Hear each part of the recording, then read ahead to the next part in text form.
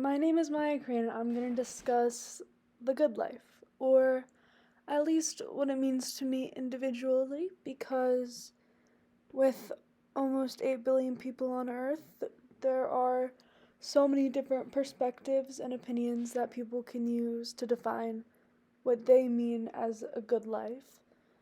Because everyone has different goals and aspirations and want to be at different places at different times, and it's not really fair to really give a strict definition to a term that should be considered more broad. I personally have suffered a lot with trying to figure out what the good life should mean, at least for me, because at a young age I was diagnosed with clinical depression, which really skewed my perspective on life, and I just looked at life very differently than a lot of kids. I think the main difference that I noticed was that I was very responsible compared to some other kids who tended to be not immature, but the correct maturity for the age that we were. I was also much harder to please than other kids.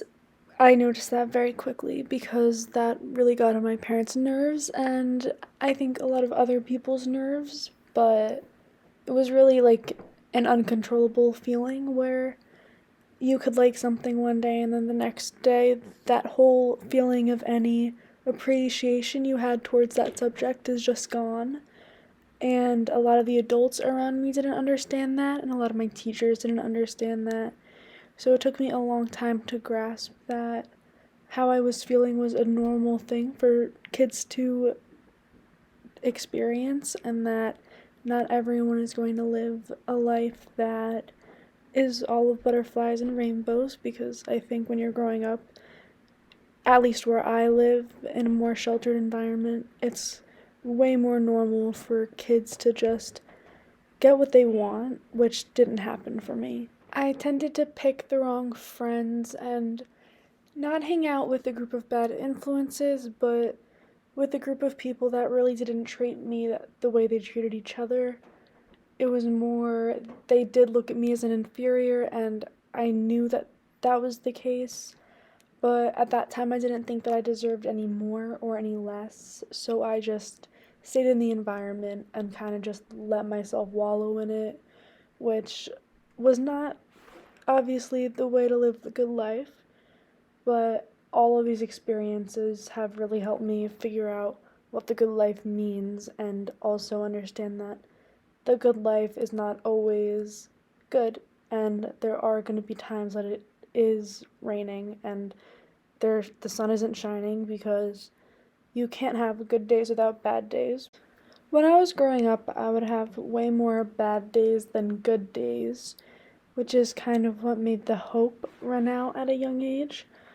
But I think over time I realized that a lot of the negativity in my life was coming from things that were my choice and that I could have easily changed, but kind of put to the side and just kind of repressed it all and blamed it on myself. So I quickly tried to make a change, which the biggest change was distancing myself from a friend group that really was hurting my mental health and did not understand that somebody could have any sort of mental illness or something that would make them very insecure to a point where they would question friendships a lot. That was my biggest issue at the time. I would kind of question my friendships and what other people were putting into them, because I always tended to put more into the friendship or the relationship than the other person, which I was fully aware of because I just tend to give myself fully to any sort of situation that I'm in, because I don't see a point of doing anything unless you're going to be passionate about it. But I just noticed that my friends were not giving me the same energy that I was giving them, and I was doing a lot of things for them and going out of my way for them, but they were kind of doing, not even hitting the bare minimum for friendship. They would exclude me, they would lie to me multiple times, and not just me. They wanted, they did things on purpose in order to hurt me and my other friend, who actually is a key part to the good life. Without this girl, I really would not be living the good life right now because I would not have my best friend. But me and this girl went through a lot together, and we were able to stay by each other's side and help each other out through a time where really rude girls were giving us a difficult time, and things that we thought only happened in movies were happening in real life. At first, we stayed in the group, but we just got very close and started discussing things that were going on, which, yes, is gossiping, but that's what teenage girls do. And if we hadn't started talking about it and communicating, both of us would have stayed in the same toxic friend group and not have made any advancements and still would have been as depressed as we were.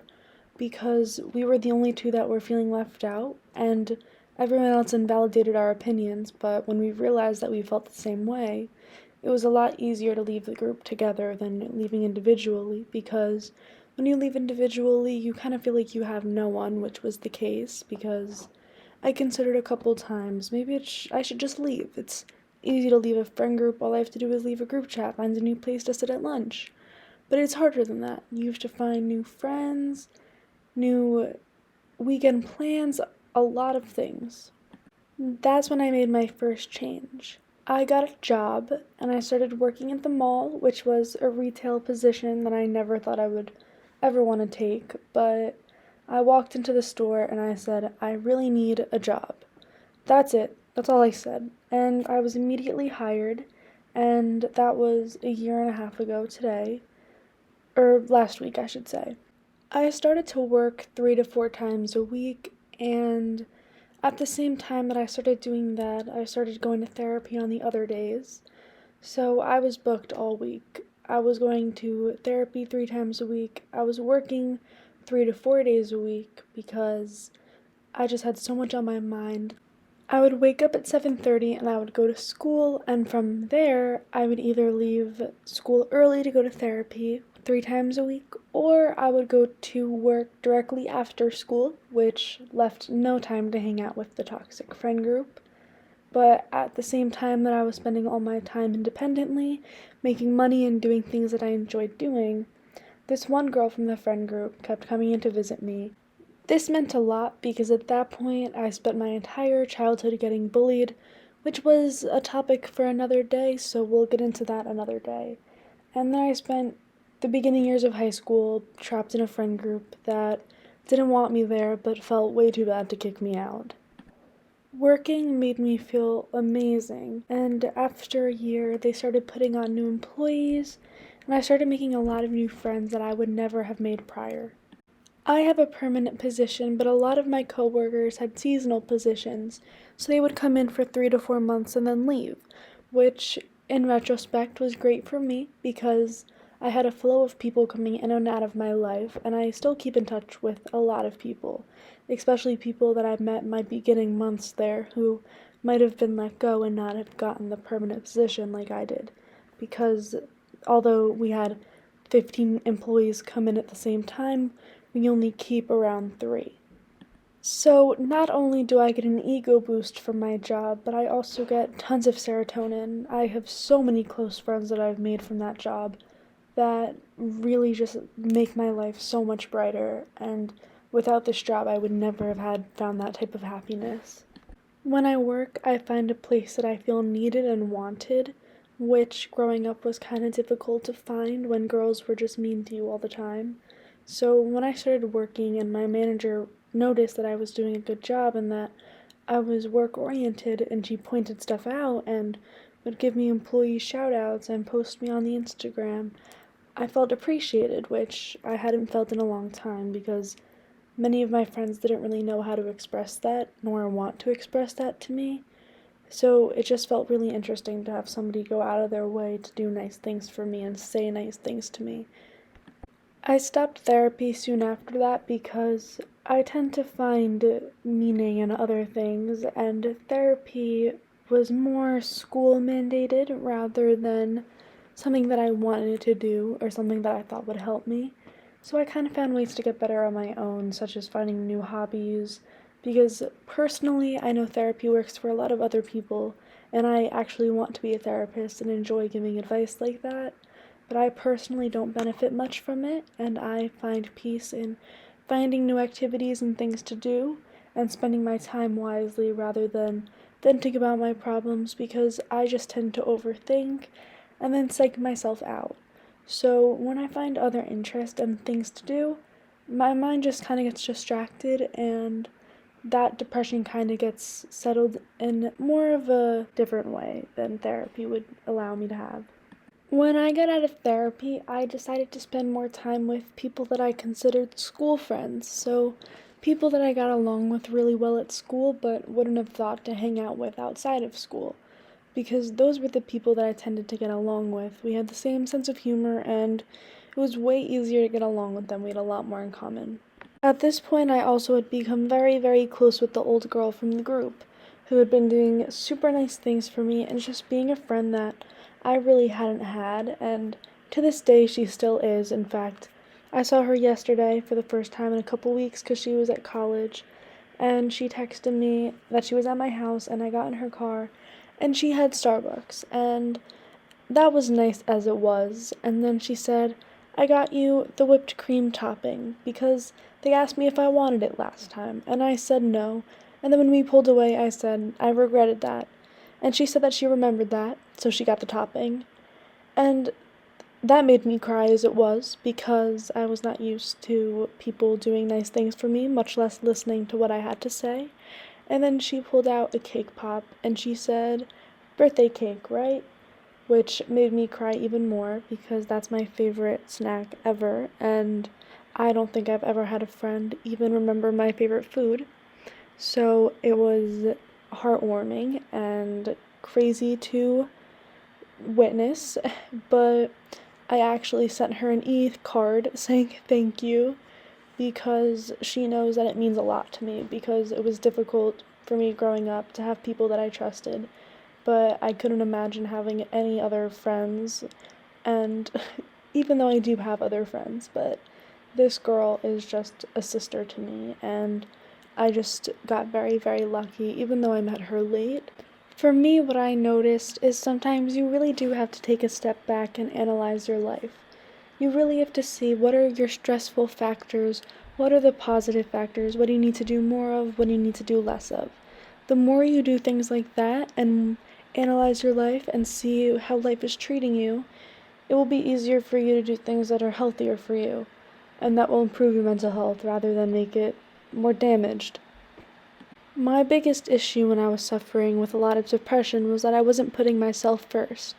I wanted to use my time for myself, but instead of doing that, I used it to help other people and to please other people, which literally sent me to therapy. I had to do things for myself, and I had to do things that would make me happy in the long run, rather than somebody who didn't even care to make me happy in that moment. And that doesn't mean don't be nice to anyone ever again. It means be nice to people that you think deserve it, and people that you might think are having a hard time or just might need somebody to be nice to them. The good life is far more complex than just being happy versus being sad. The good life involves resilience and compassion for yourself because I tended to only have it for others, which isn't fair because if I can extend my empathy to other people, I should be able to be empathetic to myself because if I can help other people and be kind to other people, then I deserve it for myself. For me, that was the key to living the good life. Not only treating others the way that they wanted to be treated, but treating myself the way that I wanted to be treated.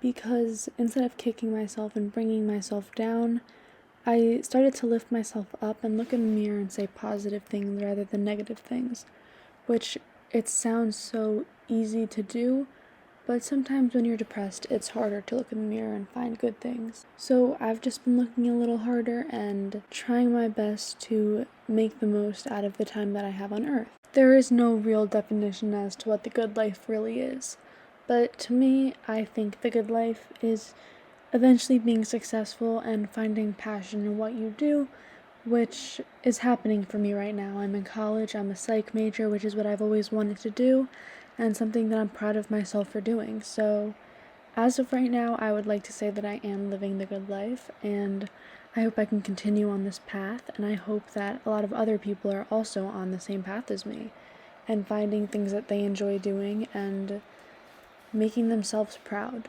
because that is one of the most important parts of living a good life and being north of neutral.